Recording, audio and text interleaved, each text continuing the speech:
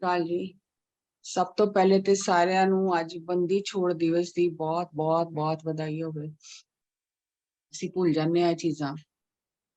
ਸ਼੍ਰੀ ਗੁਰੂ ਗੋਬਿੰਦ ਸਾਹਿਬ ਜੀ ਨੇ ਗਵਾਲੀਅਰ ਦੇ ਕਿਲੇ ਚ 52 ਰਾਜੇ ਜਿਹੜੇ ਸੀ ਉਹ ਛੁਡਵਾਏ ਸੀ। ਗਵਾਲੀਅਰ ਦਾ ਕਿਲਾ ਐਸਾ ਸੀ ਜਿੱਥੇ ਜਿਹੜਾ ਇੱਕ ਵਾਰੀ ਜਹਾਂਗੀਰ ਜੀ ਨੂੰ ਕੈਦ ਕਰ ਦਿੰਦਾ ਸੀ ਨਾ, ਉਹ ਅੰਦਰ ਹੀ ਮਰ ਜਾਂਦਾ ਸੀ। ਉਹ ਬਾਹਰ ਦੁਨੀਆ ਦੇਖ ਹੀ ਨਹੀਂ ਸੀ ਸਕਦਾ। ਔਰ ਜਿਹੜਾ ਵੀ ਰਾਜਾ ਬਾਗੀ ਹੁੰਦਾ ਸੀ, ਜਿਹੜਾ ਵੀ ਲੱਗਦਾ ਸੀ ਉਹਨੂੰ ਕਿ ਇਹ ਬਗਾਵਤ ਕਰ ਸਕਦਾ ਅੱਗੇ ਜਾ ਕੇ, ਤੇ ਉਹਨਾਂ ਨੂੰ ਬੰਦ ਕਰਤਾ ਜਾਂਦਾ ਸੀ। ਔਰ ਜਿਸ ਵੇਲੇ ਗੁਰੂ ਅਰਜਨ ਪਾਤਸ਼ਾਹ ਦੀ ਸ਼ਹੀਦੀ ਹੋਈ ਔਰ ਜਹਾਂਗੀਰ ਨਾਲ ਗੁਰੂ ਹਰਗੋਬਿੰਦ ਸਾਹਿਬ ਜੀ ਦੀ ਗੱਲਬਾਤ ਹੋਣ ਲੱਗੀ, ਦੋਸਤੀ ਹੋਣ ਲੱਗੀ, ਤੇ ਜਿਨ੍ਹਾਂ ਨੇ ਗੁਰੂ ਅਰਜਨ ਦੇਵ ਜੀ ਨੂੰ ਸ਼ਹੀਦ ਕਰਨ ਵਿੱਚ ਹਿੱਸਾ ਪਾਇਆ ਸੀ, ਤੇ ਉਹ ਸਭ ਬਹੁਤ ਡਰ ਗਏ ਕਿ ਅਗਰ ਇਹਨਾਂ ਦੀ ਦੋਸਤੀ ਹੋ ਗਈ ਤੇ ਸਾਡਾ ਤੇ ਜੀਵਨ ਖਤਮ ਹੈ। ਤੇ ਉਹਨਾਂ ਨੇ ਫਿਰ ਕਈ ਚਾਲਾਂ ਚੱਲੀਆਂ ਔਰ ਉਹਦੇ ਚ ਇੱਕ ਚਾਲ ਇਹ ਚੱਲੀ ਕਿ ਜਹਾਂਗੀਰ ਨੂੰ ਕਿਹਾ ਕਿ ਗੁਰੂ ਹਰਗੋਬਿੰਦ ਸਾਹਿਬ ਜੀ ਤੇਰੇ ਮਿੱਤਰ ਨੇ ਔਰ ਤੇਰੇ ਤੇ ਸਾੜ ਸੱਤੀ ਆਉਣ ਵਾਲੀ ਹੈ, ਤੇ ਜੇ ਉਹ ਇੰਨੇ ਭਜਨ ਬੰਦਗੀ ਵਾਲੇ ਨੇ, ਜੇ ਉਹ ਗਵਾਲੀਅਰ ਦੇ ਕਿਲੇ 'ਚ ਇਕਾਂਤ ਬੈਠ ਕੇ ਤੇਰੇ ਲਈ 40 ਦਿਨ ਭਜਨ ਬੰਦਗੀ ਕਰਨ ਤੇ ਤੇਰੀ ਸਾੜ ਸੱਤੀ ਟਲ ਜਾਏਗੀ। ਤੇ ਉਹਨਾਂ ਨੂੰ ਇਹ ਹੋਇਆ ਕਿ ਜੇ ਤੇ ਮੰਨ ਗਏ ਤੇ ਫਿਰ ਕਿਲੇ ਵਿੱਚ ਅਸੀਂ ਹੋਰ ਚੀਜ਼ਾਂ ਕਰਦੇ ਰਵਾਂਗੇ, ਬਾਹਰ ਇਹਨਾਂ ਨੂੰ ਆਣ ਹੀ ਨਹੀਂ ਦਿਆਂਗੇ। ਤੇ ਜੇ ਨਹੀਂ ਮੰਨਣਗੇ ਤੇ ਅਸੀਂ ਕਹਾਂਗੇ ਦੱਸ ਤੂੰ ਉਹਨਾਂ ਨਾਲ ਦੋਸਤੀ ਕੀਤੀ, ਉਹ ਤੇ ਤੇਰੀ ਗੱਲ ਹੀ ਨਹੀਂ ਮੰਨ ਰਹੇ, ਤੇ ਦੋਨੋਂ ਤਰਫੋਂ ਸਾਡੀ ਜਿੱਤ ਹੋ ਜਾਏਗੀ। ਤੇ ਗੁਰੂ ਹਰਗੋਬਿੰਦ ਸਾਹਿਬ ਜੀ ਤੱਕ ਜਹਾਂਗੀਰ ਨੇ ਸੰਦੇਸ਼ ਪਹੁੰਚਾਇਆ ਤੇ ਗੁਰੂ ਹਰਗੋਬਿੰਦ ਸਾਹਿਬ ਨੇ ਕਿਹਾ ਹਾਂ ਠੀਕ ਹੈ, ਅਸੀਂ ਜਾਵਾਂਗੇ। ਤੇ ਗੁਰੂ ਸਾਹਿਬ ਗਏ ਤੇ 40 ਦਿਨ ਲਈ, ਲੇਕਿਨ ਜਿਹੜੇ ਵੀ ਉਹਦੇ ਜਹਾਂਗੀਰ ਦੇ ਬੰਦੇ ਸੀ ਉਹਨਾਂ ਨੇ ਬਹੁਤ ਅੰਦਰ ਚਾਲਾਂ ਖੇਡੀਆਂ, ਖਾਣੇ 'ਚ ਜ਼ਹਿਰ ਵੀ ਮਿਲਾਇਆ, ਜ਼ਹਿਰ ਵਾਲੇ ਕੱਪੜੇ ਵੀ ਭੇਜੇ, ਬਹੁਤ ਕੁਝ ਕੀਤਾ। ਲੇਕਿਨ ਜਿਹੜਾ ਉੱਥੋਂ ਦਾ ਕੀ ਕਹਿੰਦੇ ਨੇ ਪਹਿਰੇਦਾਰ ਸੀ, ਜੇਲਰ ਸੀ, ਉਹਨੂੰ ਗੁਰੂ ਸਾਹਿਬ ਨਾਲ ਬਹੁਤ ਪ੍ਰੇਮ ਹੋ ਗਿਆ ਦਰਸ਼ਨ ਕਰਕੇ ਔਰ ਦੇਖ ਕੇ, ਤੇ ਉਹਦੀ ਮਦਦ ਨਾਲ ਫਿਰ ਸਤਸੰਗ ਹੋਣ ਲੱਗ ਗਿਆ, ਉੱਥੇ ਕੀਰਤਨ ਭਜਨ ਬੰਦਗੀ ਹੋਣ ਲੱਗ ਗਈ, ਤੇ ਉਹ ਹੌਲੀ ਹੌਲੀ ਸਾਰੇ ਜਿਹੜੇ ਅੰਦਰ ਸੀ ਉਹਨਾਂ ਦਾ ਮਨ ਬਦਲ ਗਿਆ। ਦੇਖੋ, ਗੁਰੂ ਪਰਉਪਕਾਰ ਵਾਸਤੇ ਹਰ ਚੀਜ਼ ਆਪਣੇ ਉੱਪਰ ਲੈ ਲੈਂਦੇ ਨੇ। ਉਹ ਤੇ ਇੱਕ ਬਹਾਨਾ ਸੀ ਕਿ ਜਹਾਂਗੀਰ ਨੂੰ ਉਹਨਾਂ ਨੇ ਕਿਹਾ, ਜਹਾਂਗੀਰ ਨੇ ਕਿਹਾ ਕਿ ਤੁਸੀਂ ਜਾ ਕੇ ਕਿਲੇ ਵਿੱਚ ਮੇਰੇ ਲਈ ਤਪੱਸਿਆ ਕਰੋ, ਲੇਕਿਨ ਉਹ ਤੇ ਜਿਹੜੇ ਕਿਲੇ 'ਚ ਦੁਖੀ ਬੰਦੇ ਸੀ ਉਹਨਾਂ ਨੂੰ ਬਾਹਰ ਕੱਢਣ ਦਾ ਇੱਕ ਬਹਾਨਾ ਸੀ। ਤੇ ਉਹ ਜਿਹੜੇ ਮੰਤਰੀ ਸੀ ਜਹਾਂਗੀਰ ਦੇ, ਉਹਨਾਂ ਨੇ ਐਸਾ ਕਰਤਾ ਕਿ ਜਹਾਂਗੀਰ ਨੂੰ ਭੁਲਾ ਹੀ ਦਿੱਤਾ ਕਿ ਤੂੰ ਕੈਦ ਕੀਤਾ ਗੁਰੂ ਸਾਹਿਬ ਨੂੰ। ਤੇ ਕਿੱਥੇ 40 ਦਿਨ ਰਹਿਣਾ ਸੀ। ਇਤਿਹਾਸ ਇਹ ਕਹਿੰਦਾ ਕਿ 3 ਸਾਲ ਤੇ ਕੁਝ ਮਹੀਨੇ ਗੁਰੂ ਸਾਹਿਬ ਉਸ ਕਿਲੇ 'ਚ ਰਹੇ। ਸੰਗਤਾਂ ਬਹੁਤ ਹੀ ਵਿਆਕੁਲ ਹੋ ਗਈਆਂ, ਦਰਸ਼ਨ ਨਹੀਂ ਕਰ ਸਕਦੀਆਂ, ਕੋਈ ਗੱਲਬਾਤ ਨਹੀਂ ਹੋ ਸਕਦੀ। ਅੱਜ ਕੱਲ ਤੇ ਫੋਨ ਨੇ, ਉਸ ਟਾਈਮ ਤੇ ਇਸ ਤਰ੍ਹਾਂ ਨਹੀਂ ਸੀ। ਤੇ ਸੰਗਤਾਂ ਅਲੱਗ-ਅਲੱਗ ਜਗ੍ਹਾ ਤੋਂ ਆਉਂਦੀਆਂ ਸੀ ਤੇ ਗਵਾਲੀਅਰ ਦੇ ਕਿਲੇ ਦੇ ਬਾਹਰ ਕੀਰਤਨ ਕਰਦੀਆਂ ਸੀ ਬੈਠ ਕੇ, ਕਿਲੇ ਦੀ ਪਰਿਕਰਮਾ ਕਰਕੇ ਵਾਪਸ ਚਲੀਆਂ ਜਾਂਦੀਆਂ ਸੀ। ਫਿਰ ਇੱਕ ਵਾਰ ਬਾਬਾ ਬੁੱਢਾ ਜੀ ਨੂੰ ਕਿਸੇ ਤਰੀਕੇ ਨਾਲ ਮਿਲਣ ਦਾ ਮੌਕਾ ਮਿਲਿਆ ਅੰਦਰ ਜਾਣ ਦਾ, ਦਰੋਗੇ ਦੀ ਮਦਦ ਨਾਲ। ਤੇ ਉਹਨਾਂ ਨੇ ਕਿਹਾ, ਤੇ ਗੁਰੂ ਸਾਹਿਬ ਨੇ ਕਿਹਾ ਚਿੰਤਾ ਕਰਨ ਦੀ ਕੋਈ ਗੱਲ ਨਹੀਂ, ਅਸੀਂ ਜਲਦੀ ਆ ਜਾਵਾਂਗੇ। ਔਰ ਜੇ ਤੁਹਾਨੂੰ ਸਾਡੇ ਦਰਸ਼ਨਾਂ ਦੀ ਜਿਹਨੂੰ ਬਹੁਤ ਹੀ ਚਾਹ ਹੈ ਤੇ ਤੁਸੀਂ ਹਰਮੰਦਰ ਸਾਹਿਬ ਜਿਹੜੀ ਪਰਿਕਰਮਾ ਹੈ ਉਹਦੇ 'ਚ ਚੌਕੀ ਕੱਢਿਆ ਕਰੋ, ਤੇ ਉਸ ਟਾਈਮ ਅਸੀਂ ਜ਼ਰੂਰ ਦਰਸ਼ਨ ਦਿਆ ਕਰਾਂਗੇ। ਇਹ ਜਿਹੜੀਆਂ ਪ੍ਰਭਾਤ ਫੇਰੀਆਂ ਚੌਕੀਆਂ ਨਿਕਲਦੀਆਂ ਨੇ ਨਾ, ਉਸ ਟਾਈਮ ਤੋਂ ਚੱਲੀਆਂ। ਬਾਬਾ ਬੁੱਢਾ ਜੀ ਦੀ ਚੌਕੀ ਸਾਰੇ ਜਾਣਦੇ, ਹਰਮੰਦਰ ਸਾਹਿਬ ਨਿਕਲਦੀ ਹੈ। ਉਹ ਗੁਰੂ ਸਾਹਿਬ ਦਾ ਉਹ ਵਚਨ ਹੈ ਬਾਬਾ ਬੁੱਢਾ ਜੀ ਨੂੰ ਕਿ ਉਸ ਟਾਈਮ ਅਸੀਂ ਜ਼ਰੂਰ ਦਰਸ਼ਨ ਦਿਆਂਗੇ। ਤੇ ਕਈਆਂ ਸੰਗਤਾਂ ਨੂੰ, ਬਹੁਤ ਸੰਗਤਾਂ ਨੂੰ ਦਰਸ਼ਨ ਹੁੰਦੇ ਵੀ ਨੇ। ਤੇ ਜਿਸ ਵੇਲੇ ਗੁਰੂ ਸਾਹਿਬ ਗਵਾਲੀਅਰ ਦੇ ਕਿਲੇ 'ਚੋਂ, ਜਹਾਂਗੀਰ ਬਹੁਤ ਬਿਮਾਰ ਹੋ ਗਿਆ, ਕੋਈ ਦਵਾਈ ਨਹੀਂ ਲੱਗਦੀ। ਹੌਲੀ ਹੌਲੀ ਪਤਾ ਚੱਲਿਆ, ਜਿਹੜੇ ਉਸ ਟਾਈਮ ਦੇ ਸਾਈਂ ਮੀਆਂ ਮੀਰ ਸਨ, ਜਹਾਂਗੀਰ ਦੀ ਜਿਹੜੀ ਪਤਨੀ, ਧਰਮ ਪਤਨੀ ਨੂਰ ਜਹਾਂ, ਉਹਨੇ ਜਾ ਕੇ ਕਿਹਾ ਕਿ ਵੀ ਮੇਰੇ ਕੁਛ ਇਲਾਜ ਕਰੋ, ਕੁਛ ਦੱਸੋ। ਤੇ ਉਹਨਾਂ ਨੇ ਫਿਰ ਆਂਦੇ ਹੀ ਕਹਿਤਾ ਕਿ ਤੂੰ ਤੇ ਗੁਰੂ ਸਾਹਿਬ ਨੂੰ ਕੈਦ ਕੀਤਾ ਔਰ ਤੂੰ ਭੁੱਲ ਗਿਆ 40 ਦਿਨ ਕਹਿ ਕੇ, ਅੱਜ ਤੈਨੂੰ 3 ਸਾਲ ਤੋਂ ਉੱਤੇ ਟਾਈਮ ਹੋ ਗਿਆ, ਇਹ ਗਲਤ ਕੀਤਾ ਤੇ ਤੈਨੂੰ ਕੋਈ ਬਚਾ ਨਹੀਂ ਸਕਦਾ ਅਗਰ ਤੂੰ ਉਹਨਾਂ ਨੂੰ ਅੰਦਰ ਰੱਖੇਗਾ। ਫਿਰ ਉਹਨੂੰ ਯਾਦ ਆਇਆ ਤੇ ਫਿਰ ਉਹਨੇ ਰਿਹਾਈ ਦਾ ਹੁਕਮ ਦਿੱਤਾ। ਤੇ ਜਿਹੜੇ ਅੰਦਰ ਰਾਜੇ ਸੀ ਉਹ ਬੜੇ ਪਰੇਸ਼ਾਨ ਹੋ ਗਏ ਕਿ ਵੀ ਗੁਰੂ ਸਾਹਿਬ ਜੀ ਚਲੇ ਜਾਣਗੇ ਤੇ ਸਾਡਾ ਕੀ ਹੋਏਗਾ। ਫਿਰ ਗੁਰੂ ਸਾਹਿਬ ਨੇ ਬਾਹਰ ਸੁਨੇਹਾ ਦੇ ਦਿੱਤਾ ਕਿ ਅਸੀਂ ਨਹੀਂ ਜਾਣਾ, ਅਸੀਂ ਤਾਂ ਜਾਣਾ ਜੇ ਇਹਨਾਂ ਸਾਰੇ ਵੀ ਜਿਹੜੇ ਨੇ ਇਹਨਾਂ ਨੂੰ ਵੀ ਇੱਥੋਂ ਜੇਲ੍ਹ ਤੋਂ ਰਿਹਾ ਕੀਤਾ ਜਾਏ। जहांगीर दे जेड़े मंत्री सी उन्होंने ने सलाह की कि है तो मुश्किल है, सारे छड़ देंगे, सारे बागी हो जाएंगे रल के, तो उन्होंने मना भी नहीं कर सकते। तो उन्होंने एक विਉਂਤ बनाई कि जिन्ने राजे तुहाडा चोला जिहड़ा है उन्होंने पकड़ के बाहर आ जाएंगे कलियां, उन्नियां नूं रिहा किया जाएगा। तो गुरु साहब ने कहा ठीक है, तो उन्होंने 52 कलियां वाला चोला बनवाया उस टाइम, एक एक कली पकड़ के सारे राजे जेल तो बाहर आ गए। तो जिस वेले गुरु हरगोबिंद साहब जी हरमंदर साहब पहुंचे, तो उस दिन फिर उत्थे दीपमाला की गई, दिवाली मनाई गई। सिख इतिहास में दिवाली का महत्व है।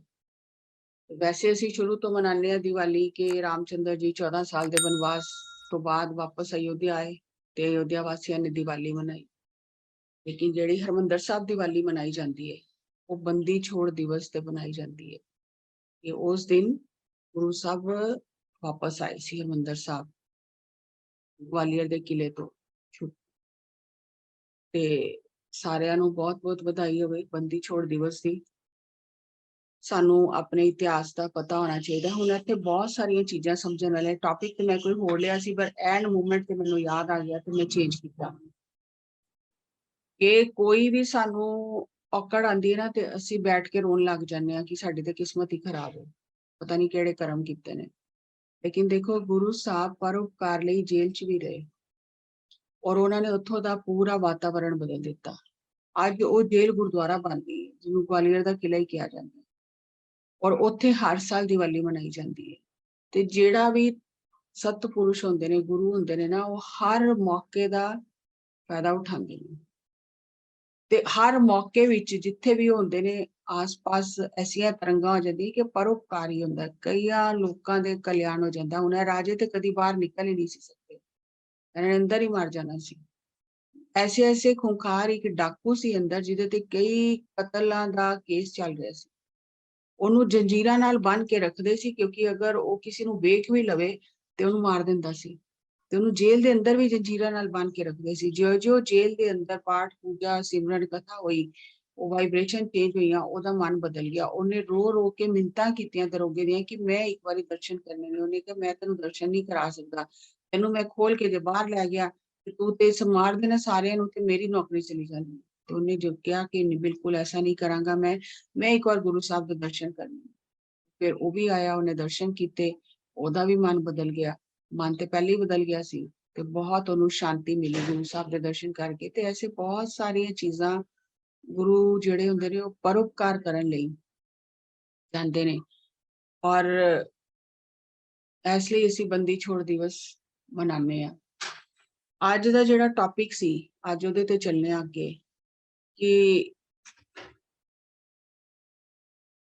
एक जिहड़ा साधक है, जिहड़ा आध्यात्म के रस्ते ते चल रहा है, उन्होंने किस चीज़ का ध्यान रखना चाहिए, उन्होंने किस कैसा होना चाहिए। क्योंकि असीं संत बनने की कोशिश कर रहे हैं, साध बनने की कोशिश कर रहे हैं, अपने मन को साध रहे।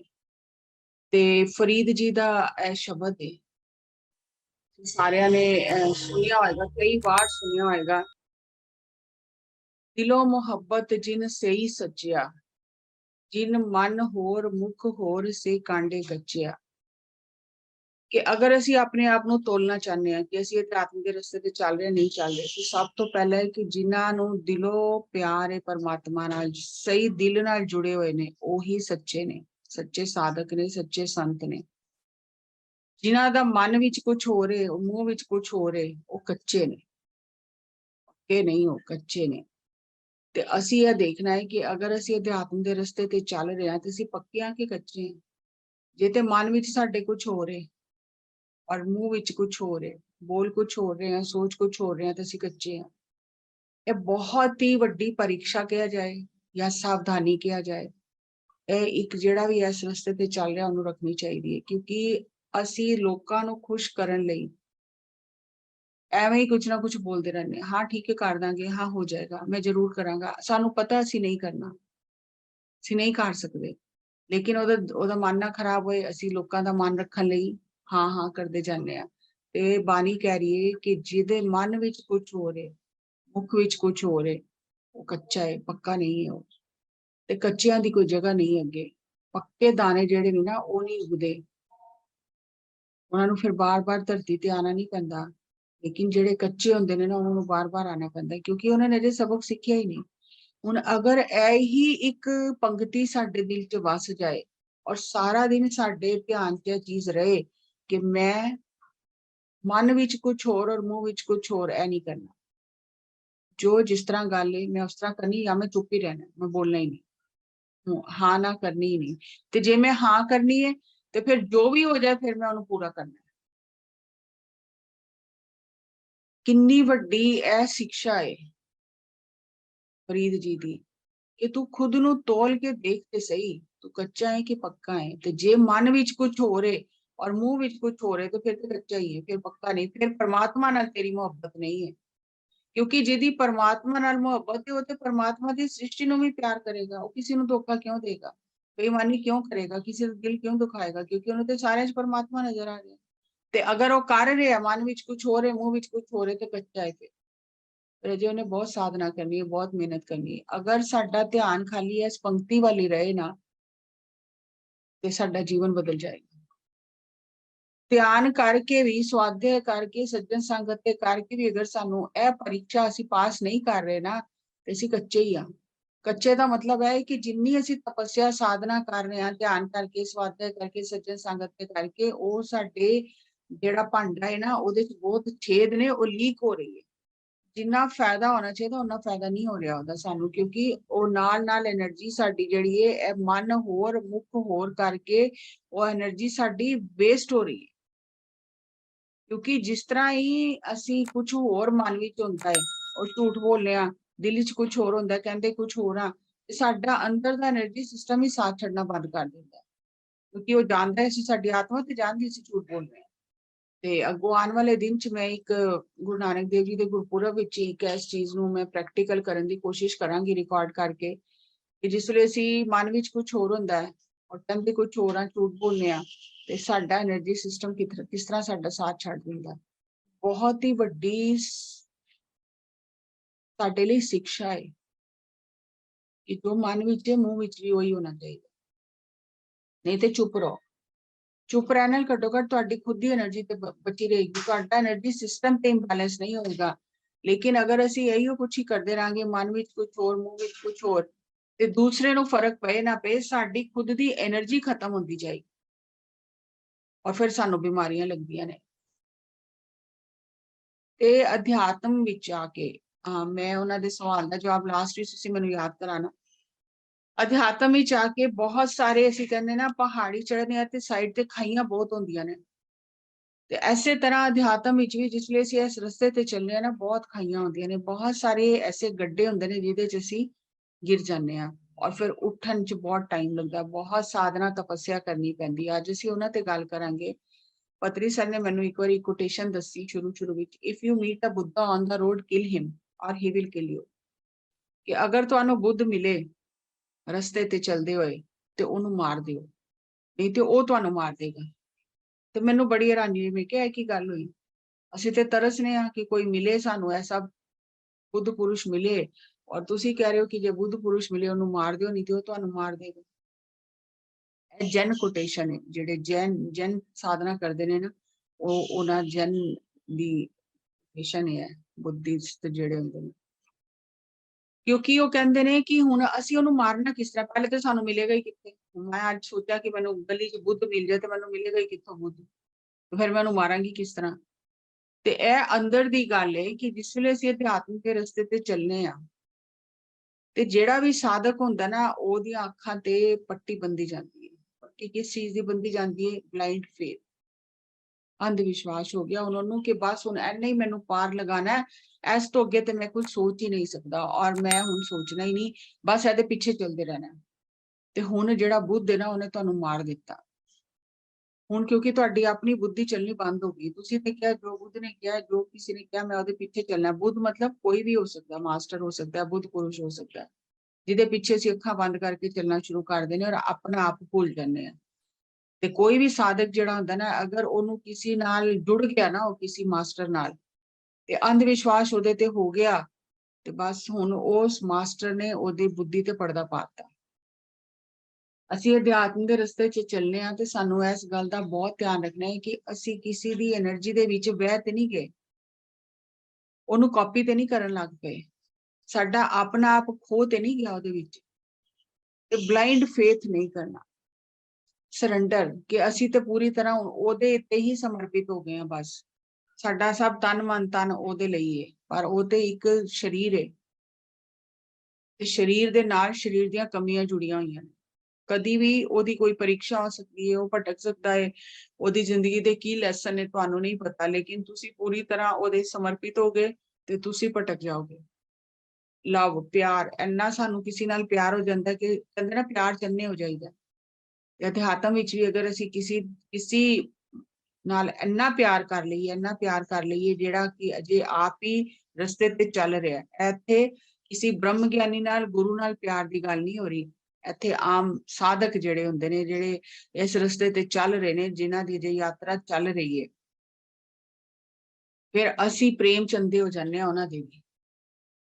ਦੇਖੋ ਜਿਹੜਾ ਤੇ ਕੋਈ ਬ੍ਰਹਮ ਗਿਆਨੀ ਦੀ ਅਵਸਥਾ ਤੇ ਪਹੁੰਚ ਗਿਆ ਹੈ, ਪਤਰੀ ਸਰ ਸੀ ਜਾਂ ਹੋਰ ਜਿਹੜੇ ਵੀ ਬ੍ਰਹਮ ਗਿਆਨੀ ਦੀ ਅਵਸਥਾ ਤੇ ਪਹੁੰਚ ਗਏ ਨੇ, ਜਿਨ੍ਹਾਂ ਦਾ ਜੀਵਨ ਉਸ ਤਰ੍ਹਾਂ ਦਾ ਹੋ ਗਿਆ, ਇੱਥੇ ਉਹਨਾਂ ਨਾਲ ਪ੍ਰੇਮ ਦੀ ਗੱਲ ਨਹੀਂ ਹੋ ਰਹੀ, ਇੱਥੇ ਜਿਹੜੇ ਉਸ ਰਸਤੇ ਤੇ ਚੱਲ ਰਹੇ ਨੇ ਮੇਰੇ ਤੁਹਾਡੇ ਵਰਗੇ, ਅਗਰ ਅਸੀਂ ਉਹਨਾਂ ਦੇ ਪ੍ਰੇਮ ਚੰਦੇ ਹੋ ਗਏ ਨਾ, ਅਸੀਂ ਜ਼ਰੂਰ ਭਟਕ ਜਾਵਾਂਗੇ, ਕਿਉਂਕਿ ਉਹਦਾ ਜੀਵਨ ਹੀ ਦੱਸ ਦਿੰਦਾ। ਅੱਜ ਤੁਸੀਂ ਮੈਨੂੰ ਜ਼ੂਮ ਸੈਸ਼ਨ ਤੇ ਦੇਖ ਲਿਓ ਨਾ, ਤੇ ਤੁਸੀਂ ਬਹੁਤ ਕਹਿ ਰਹੇ ਹੋ ਜੱਸੀ ਮੈਡਮ ਹੈ, ਜੱਸੀ ਮੈਡਮ ਹੋ, ਜਿਸਲੇ ਤੁਸੀਂ 10 ਦਿਨ ਮੇਰੇ ਨਾਲ ਰਹੋਗੇ ਨਾ, ਅਗਰ ਦਿਨ ਰਾਤ, ਤੇ ਤੁਹਾਨੂੰ ਬਹੁਤ ਕਮੀਆਂ ਨਜ਼ਰ ਆ ਜਾਣਗੀਆਂ, ਫਿਰ ਤੁਹਾਡੇ ਅੱਖਾਂ ਤੋਂ ਪੱਟੀ ਉਤਰ ਜਾਏਗੀ, ਫਿਰ ਤੁਹਾਨੂੰ ਲੱਗੇਗਾ ਅਰੇ ਮੈਡਮ ਇਸ ਤਰ੍ਹਾਂ ਕਿਉਂ ਕਰ ਰਹੀ ਹੈ, ਇਸ ਤਰ੍ਹਾਂ ਤੇ ਨਹੀਂ ਕਰਨਾ ਚਾਹੀਦਾ, ਇਸ ਤਰ੍ਹਾਂ ਕਿਉਂ ਕਰ ਰਹੀ ਹੈ, ਤੇ ਗੱਲ ਸਹੀ ਨਹੀਂ ਹੈ, ਕਿਉਂਕਿ ਦੂਰੋਂ ਅਸੀਂ ਦੇਖਦੇ ਆ ਨਾ, ਦੂਰੋਂ ਸਾਨੂੰ ਅਲੱਗ ਚੀਜ਼ਾਂ ਦਿਖਾਈ ਦਿੰਦੀਆਂ ਨੇ, ਜਿਸ ਵੇਲੇ ਅਸੀਂ ਕੋਲ ਚਲੇ ਜਾਂਦੇ ਹਾਂ, ਜਿਸ ਵੇਲੇ ਤੁਸੀਂ ਗੁਰੂ ਦੇ ਵੀ ਬਹੁਤ ਕੋਲ ਚਲੇ ਜਾਓਗੇ ਨਾ, ਤੇ ਤੁਹਾਨੂੰ ਬਹੁਤ ਸਾਰੇ ਭਰਮ ਆਉਣ ਲੱਗ ਜਾਣਗੇ, ਕਈ ਚੀਜ਼ਾਂ ਤੁਹਾਨੂੰ ਸਮਝ ਹੀ ਨਹੀਂ ਆਉਣਗੀਆਂ, ਪਸੰਦ ਹੀ ਨਹੀਂ ਆਉਣਗੀਆਂ, ਫਿਰ ਤੁਹਾਨੂੰ ਤਰਕ ਹੋਣ ਲੱਗ ਜਾਏਗਾ ਕਿ ਅਰੇ ਇਸ ਤਰ੍ਹਾਂ ਕਿਉਂ ਕਰ ਰਹੇ ਨੇ, ਇਸ ਤਰ੍ਹਾਂ ਕਿਉਂ ਕਹਿ ਰਹੇ ਨੇ।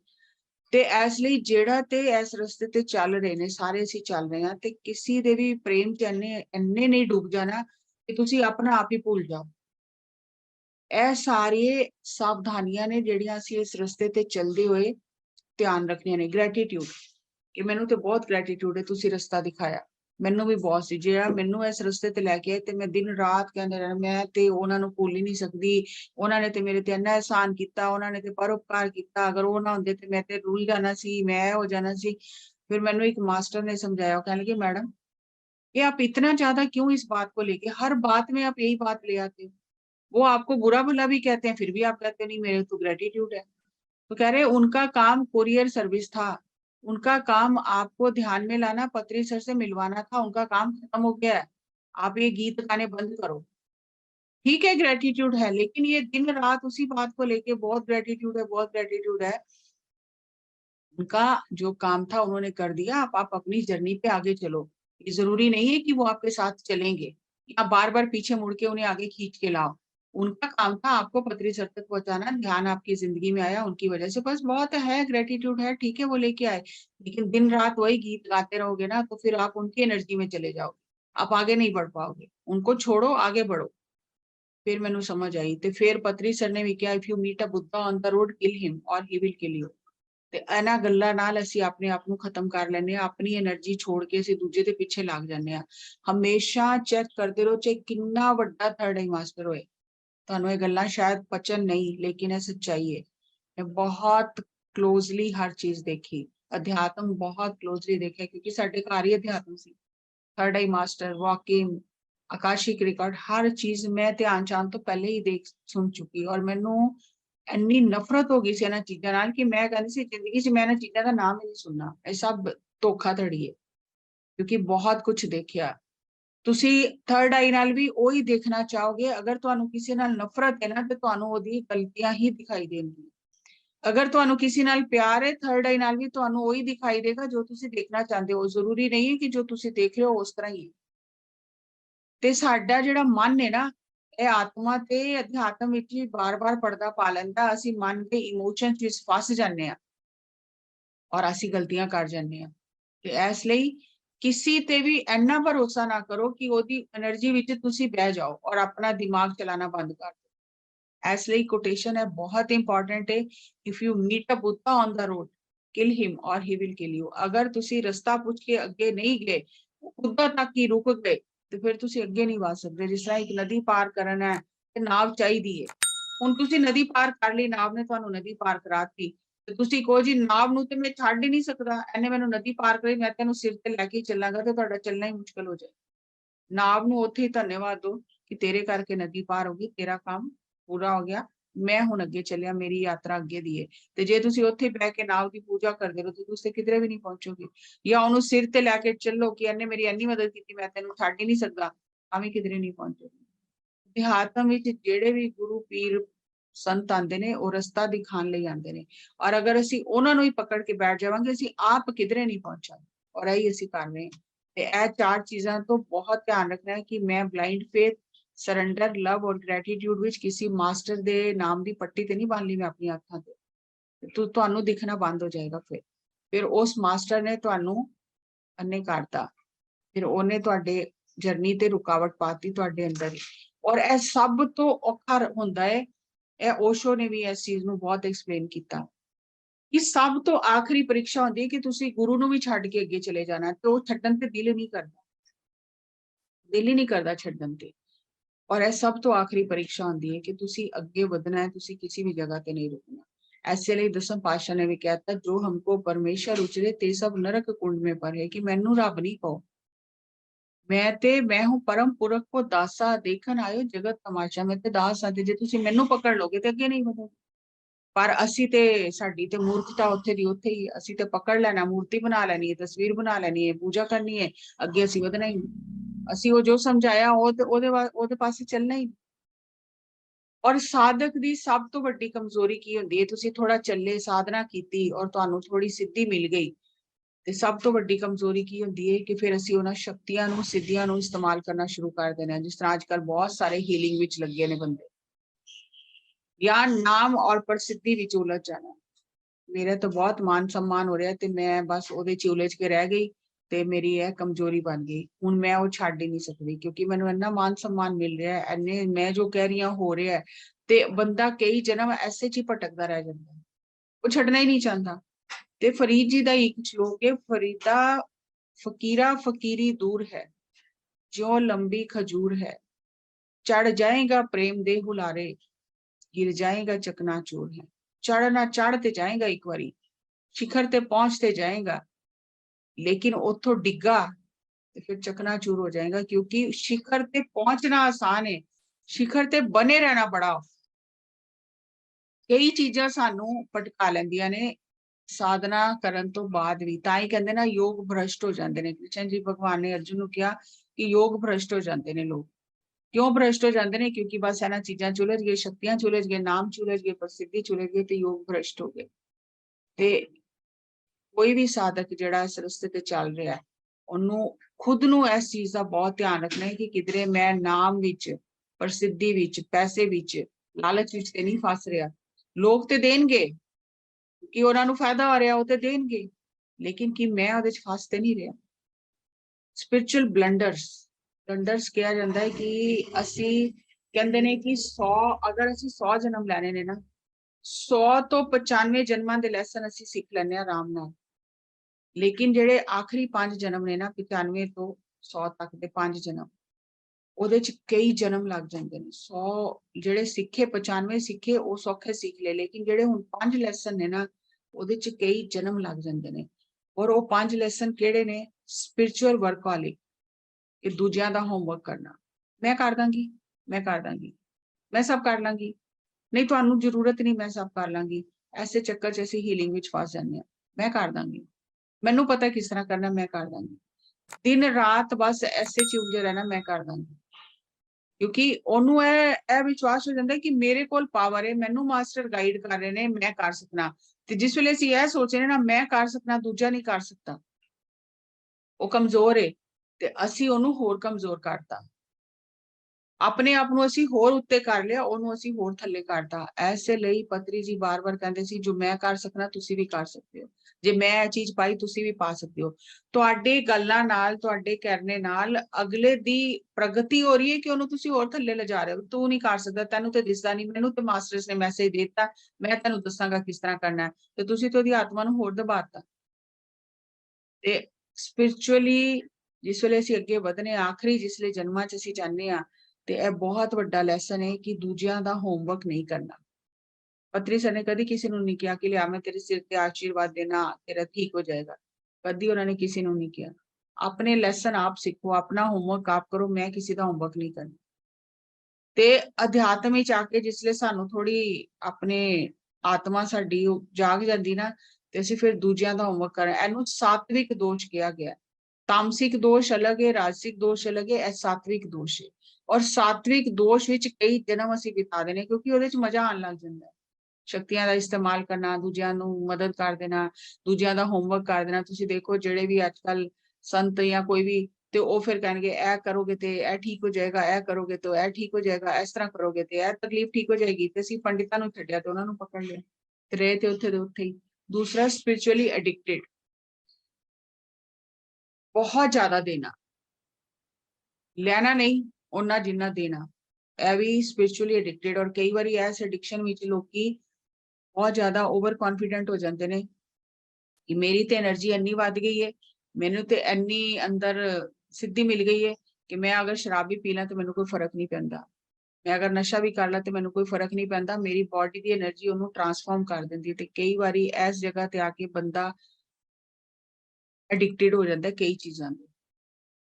ਉਹਨੂੰ ਲੱਗਦਾ ਹੈ ਕਿ ਮੇਰੇ ਅੰਦਰ ਤੇ ਬਹੁਤ એનર્ਜੀ ਹੈ, ਮੇਰੀ એનર્ਜੀ ਜਿਹੜੀ ਹੈ ਉਹ ਸਭ ਕੁਝ ਬੈਲੈਂਸ ਕਰ ਲੇਗੀ, ਮੇਰੀ એનર્ਜੀ ਉਸ ਚੀਜ਼ ਨੂੰ ਟਰਾਂਸਫਾਰਮ ਕਰ ਲੇਗੀ। ਇਸ ਲਈ ਬਹੁਤ ਪਰਹੇਜ਼ ਖਾਣੇ ਦਾ ਵੀ ਦੱਸਿਆ ਜਾਂਦਾ ਹੈ ਕਿ ਅਗਰ ਤੁਸੀਂ ਅਧਿਆਤਮ ਦੀ ਸਾਧਨਾ ਕਰਨੀ ਹੈ ਤੇ ਖਾਣੇ ਦਾ ਬਹੁਤ ਪਰਹੇਜ਼ ਕਰਨਾ ਹੈ। ਔਰ ਜਿਸ ਵੇਲੇ ਅਸੀਂ ਗਾਰਲਿਕ ਯੂਜ਼ ਕਰਨੇ ਆ ਨਾ, ਤੇ ਫਿਰ ਅਸੀਂ ਇਹਨਾਂ ਚੀਜ਼ਾਂ ਵਿੱਚ ਫਸ ਜਾਂਦੇ ਹਾਂ, ਕਿਉਂਕਿ ਸਾਨੂੰ ਪਤਾ ਹੀ ਨਹੀਂ ਚੱਲਦਾ ਅਸੀਂ ਕੀ ਗਲਤੀ ਕਰ ਰਹੇ ਹਾਂ। ਬਹੁਤ ਜ਼ਿਆਦਾ ਦੇਣਾ ਕਿ ਮੈਂ ਤੇ ਦਿੰਦੇ ਹੀ ਰਹਿਣਾ, ਮੈਂ ਲੈਣਾ ਨਹੀਂ। ਪ੍ਰੇਮ ਨਾਲ ਦੇਣਾ, ਪ੍ਰੇਮ ਨਾਲ ਲੈਣਾ, ਇਹ ਬਹੁਤ ਵੱਡਾ ਲੈਸਨ ਹੈ ਅਧਿਆਤਮ ਦਾ। ਤੁਸੀਂ ਦੇਣ ਵਾਲੇ ਨੂੰ ਇਹ ਨਹੀਂ ਦੇਖਣਾ ਕਿ ਉਹਨੇ ਮੈਨੂੰ ਬਹੁਤ ਛੋਟੀ 10 ਰੁਪਏ ਦੀ ਚੀਜ਼ ਦਿੱਤੀ ਹੈ ਤੇ ਉਹਨੇ ਤੇ ਮੈਨੂੰ 10,000 ਦੀ ਦਿੱਤੀ ਹੈ, ਤੇ 10 ਰੁਪਏ ਵਾਲੇ ਦਾ ਤੇ ਸਨਮਾਨ ਨਹੀਂ ਕਰਨਾ, ਉਹਦੀ ਚੀਜ਼ ਨੂੰ ਤੇ ਇੰਝ ਹੀ ਦੇਖਣਾ ਕਿ ਐਵੇਂ ਲੈ ਆਇਆ ਕੁਝ ਚੁੱਕ ਕੇ, ਔਰ 10,000 ਵਾਲੇ ਦੀ ਚੀਜ਼ ਨੂੰ ਦਿਲ ਨਾਲ ਲਗਾ ਕੇ ਰੱਖਣਾ ਗਲਤ ਹੈ। ਇੱਕੋ ਜਿਹਾ ਸਾਰਿਆਂ ਨੂੰ ਸਮਝ, ਜਿੰਨਾ ਉਹਦੇ ਕੋਲ ਸੀ ਉਹਨੇ ਪਿਆਰ ਨਾਲ ਦਿੱਤਾ, ਜਿੰਨਾ ਉਹਦੇ ਕੋਲ ਸੀ ਉਹਨੇ ਪਿਆਰ ਨਾਲ ਦਿੱਤਾ, ਲੇਕਿਨ ਤੁਹਾਡੀ ਨਜ਼ਰ ਵਿੱਚ ਫਰਕ ਨਹੀਂ ਹੋਣਾ ਚਾਹੀਦਾ।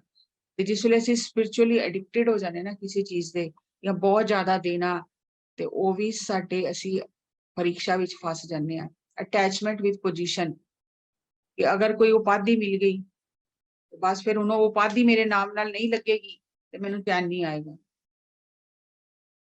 ਤੇ ਪਤਰੀ ਸਰ ਕਹਿੰਦੇ ਸੀ ਕਿ ਜਿਸ ਟਾਈਮ ਤੁਹਾਡੀ ਸਟੇਜ ਤੇ ਜ਼ਰੂਰਤ ਹੈ ਸਟੇਜ ਤੇ ਕੰਮ ਕਰੋ, ਜਿਸ ਟਾਈਮ ਤੁਹਾਡੀ ਸਟੇਜ ਤੇ ਜ਼ਰੂਰਤ ਨਹੀਂ ਹੈ ਉਸੇ ਟਾਈਮ ਸਟੇਜ ਤੋਂ ਥੱਲੇ ਉਤਰ ਕੇ ਪਿੱਛੇ ਬੈਠ ਜਾਓ। ਲੇਕਿਨ ਇਸ ਚੀਜ਼ ਦੀ ਸਮਝ ਹੀ ਨਹੀਂ ਆਉਂਦੀ ਕਿ ਕਿਸ ਟਾਈਮ ਤੇ ਸਟੇਜ ਤੇ ਬੈਠਣਾ ਹੈ, ਕਿਸ ਟਾਈਮ ਸਟੇਜ ਤੋਂ ਉਤਰਨਾ ਹੈ। ਤੇ ਅਸੀਂ ਹਰ ਵਕਤ ਸਟੇਜ ਤੇ ਹੀ ਰਹਿਣਾ ਚਾਹੁੰਦੇ ਹਾਂ ਕਿ ਅਸੀਂ ਲੋਕਾਂ ਦੀਆਂ ਨਜ਼ਰਾਂ ਵਿੱਚ ਹੀ ਰਹੀਏ, ਅਸੀਂ ਕੈਮਰੇ ਦੇ ਸਾਹਮਣੇ ਹੀ ਰਹੀਏ। ਤੇ ਅਸੀਂ ਆਪਣੀ ਪੋਜੀਸ਼ਨ ਨਾਲ ਇੰਨਾ ਜ਼ਿਆਦਾ ਅਟੈਚ ਹੋ ਜਾਂਦੇ ਹਾਂ ਕਿ ਜਿਸ ਤਰ੍ਹਾਂ ਕੋਈ ਡਾਕਟਰ ਹੁੰਦਾ ਨਾ ਤੇ ਆਪਣੇ ਨਾਮ ਤੋਂ ਪਹਿਲੇ ਲਗਾਉਂਦਾ ਡਾਕਟਰ, ਇੰਜੀਨੀਅਰ। ਤੇ ਐਸੇ ਤਰ੍ਹਾਂ ਅਧਿਆਤਮ ਵਿੱਚ ਆ ਕੇ ਅਗਰ ਗੁਰੂ ਸਾਨੂੰ ਕੋਈ ਪਦਵੀ ਦਿੰਦਾ ਨਾ, ਤੇ ਅਗਰ ਉਹ ਪਦਵੀ ਸਾਡੇ ਨਾਮ ਨਾਲ ਨਾ ਲੱਗੀ ਹੋਏ ਨਾ, ਸਭ ਤੋਂ ਪਹਿਲੇ ਧਿਆਨ ਜਾਏਗਾ ਕਿ ਕੀ ਮੇਰੇ ਨਾਮ ਨਾਲ ਇਹ ਪਦਵੀ ਲੱਗੀ ਕਿ ਨਹੀਂ ਲੱਗੀ, ਜਿੰਨੇ ਵੀ ਫਲਾਇਰ ਬਣਾਇਆ ਮੇਰੀ ਪਦਵੀ ਲਿਖੀ ਕਿ ਨਹੀਂ ਲਿਖੀ। ਉਹ ਹੌਲੀ ਹੌਲੀ ਅਹੰਕਾਰ ਬਣਦਾ ਜਾਏਗਾ। ਉਸ ਪੋਜੀਸ਼ਨ ਨਾਲ ਹੁਣ ਸਾਡਾ ਲਗਾਵ ਹੋ ਗਿਆ। ਤੇ ਪੋਜੀਸ਼ਨ ਤੇ ਜੋ ਗੁਰੂ ਨੇ ਦਿੱਤੀ ਉਹ ਬਹੁਤ ਵੱਡੀ ਜ਼ਿੰਮੇਵਾਰੀ ਹੈ। ਉਹ ਉਸ ਤਰ੍ਹਾਂ ਦੀ ਪੋਜੀਸ਼ਨ ਨਹੀਂ ਹੈ ਜਿਸ ਤਰ੍ਹਾਂ ਪਰਮਵੀਰ ਚੱਕਰ ਮਿਲ ਗਿਆ ਤੇ ਪਦਮ ਸ਼੍ਰੀ ਮਿਲ ਗਿਆ।